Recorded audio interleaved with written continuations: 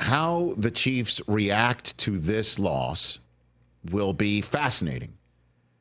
And I think it's going to be as similar to their first Super Bowl loss, because this had the same earmarks of that, which is you don't protect Patrick Mahomes, he can't be special. Mm-hmm. And you don't protect Patrick Mahomes, the specialty of Andy Reid's ability to call a game and dial up unique play calls. I mean, you're not running the snow globe, right? If you're down by 17. You remember that when they did that, the ring around the rosy type stuff? Mm-hmm. Or, Andy Reid's not pulling something out from the 1932 Peach Bowl if he's down by 24. Like, that's what happens if you don't protect Patrick Mahomes. And we saw in the Super Bowl loss to Tom Brady's Bucks, Mahomes running for his life. So I guess right now,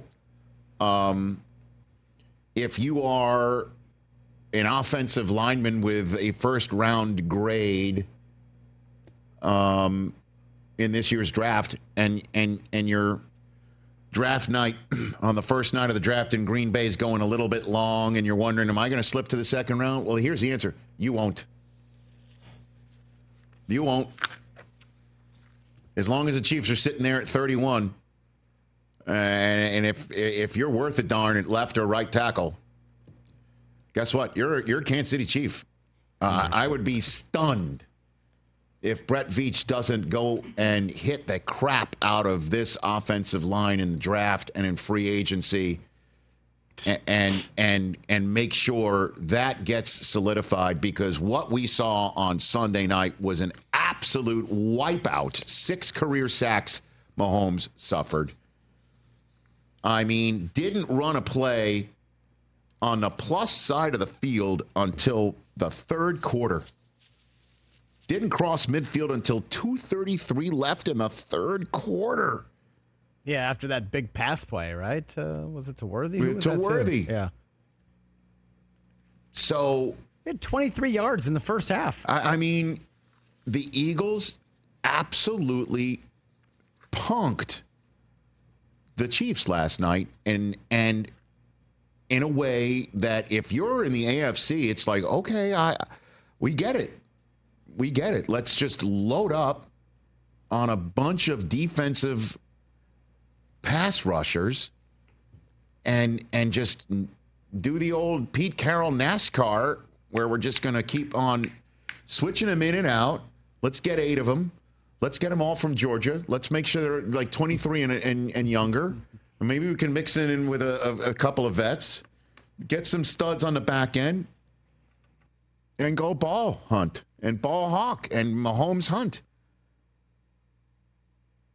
And if you're the Bills, load up on it. If you're the Ravens, load up on it. Like, there's your blueprint. The Bucs showed it, and the Eagles followed it. And they almost pulled it off the last time they took on the Chiefs in the Super Bowl.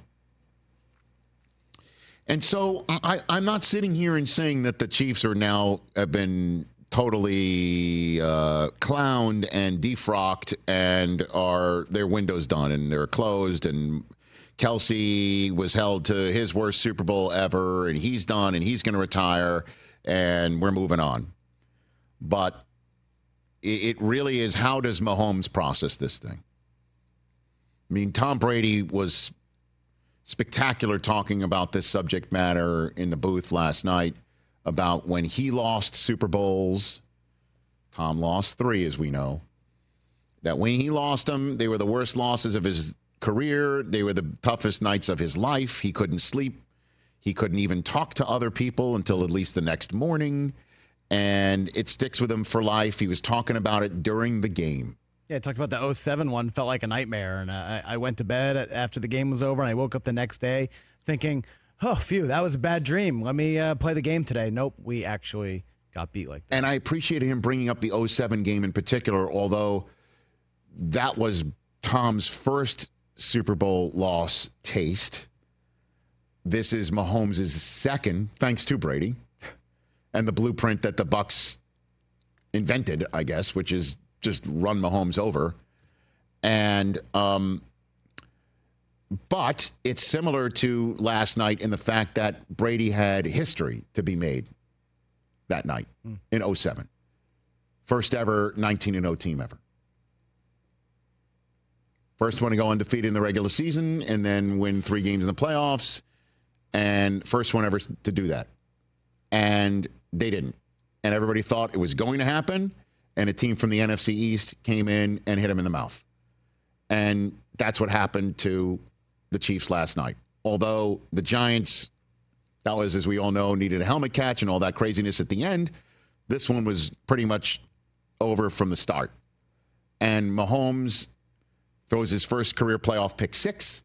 And then the interception at the end of the half was an absolute crusher, if not backbreaker. The ultimate backbreaker, as we all know, came when the Chiefs went for it on 4th down, end of the third quarter, didn't make it, and then Hurts is the one who went up top to stick in the dagger to Devontae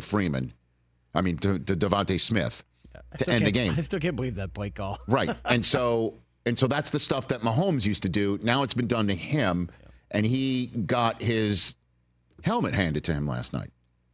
And the guys who he loves and he trusts up front, who walked out of last time against the Eagles in the Super Bowl victory with the 0 sacks T-shirts.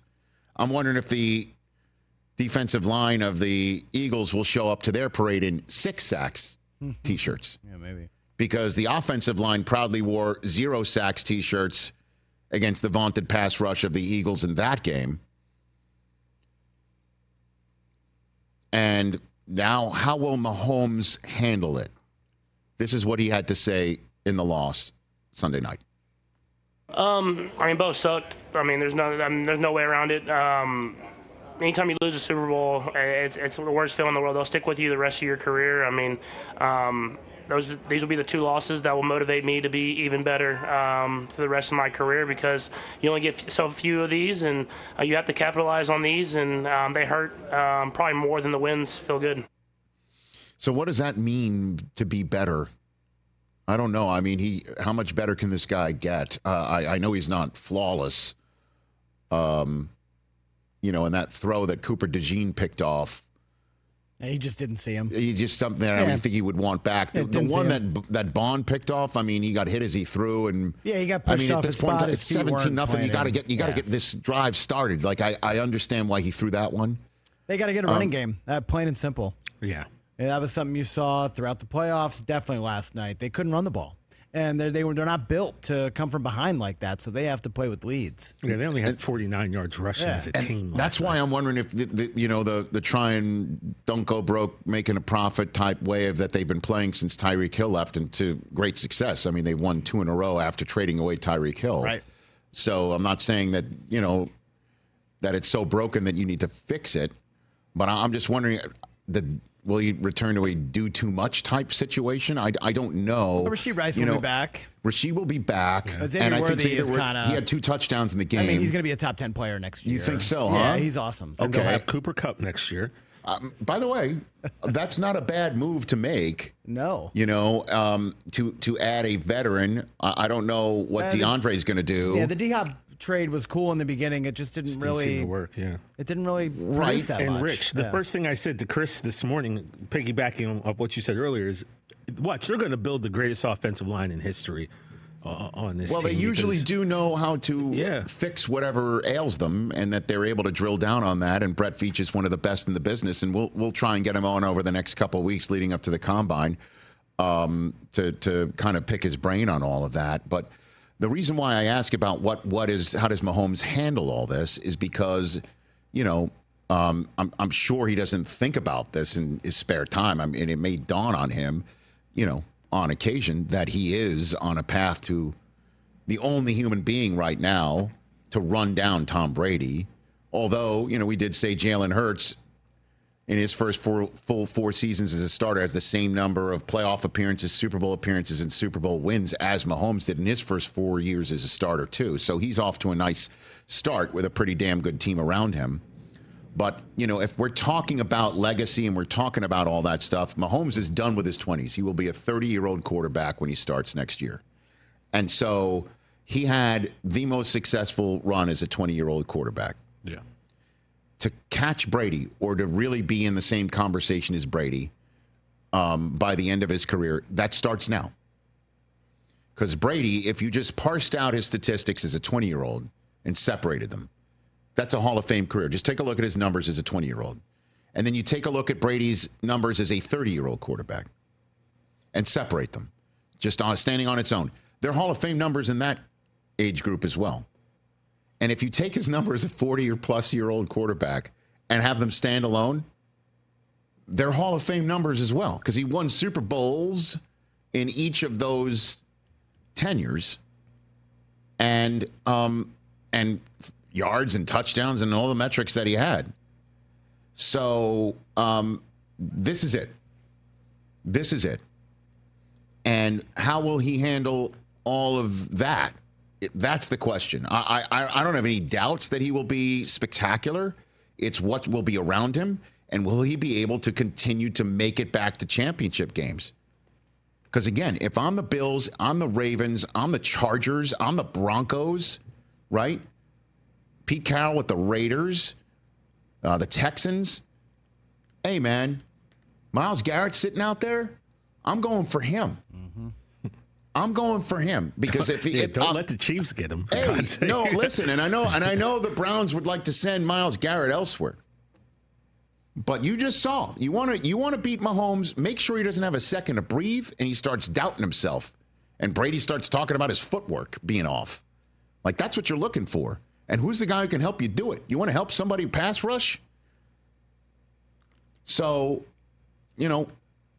how will he be able to do all that? Because to keep compiling and to get to Brady this next decade, hopefully he stays healthy and he's got the ability to keep doing it with Reed and who knows with Kelsey as well. So, Andy Reid will be 67 next year. I mean, it's one of those things. How much longer is he going to keep going? Is he going to coach into his 70s like Bill and Pete Carroll and those guys? Who knows? Mahomes gave more meat on the bones about what he needs to do to get better. Played really well. I feel like I didn't play to my standard, just with especially the struggles that I had early in the season. And so there's things that I have to get better at, and they kind of showed today on the biggest stage. And so I'm about to find a way this offseason to combat what defenses are doing to me as far as rush lanes and different coverages that they're playing. And that's the beauty of football, is that you never can be satisfied with just going out there and playing and thinking you're going to have success year in and year out. These defenses are going to continue to get better and better, and so I have to get better. And so I'll take a lot of ownership in that, and I want to hopefully come back and play better football this next season. That's why he's as great as he is, man, because when he's saying that, I mean, it's really the guys up front. I'm sorry. I know he needs to do what protections are, what rush lanes are and what defenses are. And I'm sure that he bears some responsibility on this in an X's and O's and all 22 way that I'm unfamiliar with, because that's not my bag. Give him some time, man. He didn't have a second to breathe last night. Nothing. And normally they are way better, certainly from guard to guard with Creed Humphrey up the middle, than they were last night. You just got to tip your cap in the fact that the Eagles just did it. And they did it. And did it well. Mm-hmm. And then there's Kelsey. We'll hit that coming up as well. But again, it's how will this land in Mahomes? Like, he does say he needs to get better. Okay. Yeah, I wonder if it's a pre-snap stuff like he was alluding to. I mean, Brady had a great quote. I think it was on Colin this week where he talked about the Super Bowl against the Chiefs. He knew their defense better than they knew their defense, and he knew what blitz was coming and what defense they were running and what play to adjust to and check to. And he knew, like, look, we're going to do this. I'm going to get it done on offense. It's whether we can stop them on defense. And I'm wondering if that's what Mahomes is kind of alluding to, is being better pre-snap. And maybe it just reminds you he's still a baby when it comes to his entire long journey. I mean, he technically could be in just the first third of his career if he plays as long as Brady. And if he needs to get better at the neck up stuff, I will not doubt it. I will not have a concern in the world. But how will this sit with him? And how will the Chiefs, do they need to get another weapon for him? I think the running back spot, right? Running back spot. Like, is could you more imagine if I they would had grabbed identify. Derrick Henry instead? Or do we do that? Do we go down that road? Because Kareem Hunt wasn't too shabby, I man. don't And- have to imagine No, I if don't think Pacheco hadn't broke his leg. Yeah. Then now you have a fully healthy you Pacheco. just run the course, or you get somebody else? You draft one? Oh, I go get it. This is a really deep running back draft, so I would definitely draft a running back. this year. First order business, though, is the a lineman. lines, that's Got to do it. Yeah, but you That's grab maybe one of point those Ohio State guys in the third round, and What running backs you're talking about? yeah, running back. Oh my goodness. I Those think you got guys to were look good. at like what linemen or free agents. I mean, obviously we don't know any at the top Oh, of there's our big heads. names. but Yeah, Ronnie like, Stanley, Cam Robinson, a lot of good tackle free Yeah, agency so- class coming up. Catch the Rich Eisen Show every single day on the Roku channel, 12 to 3 Eastern, for free.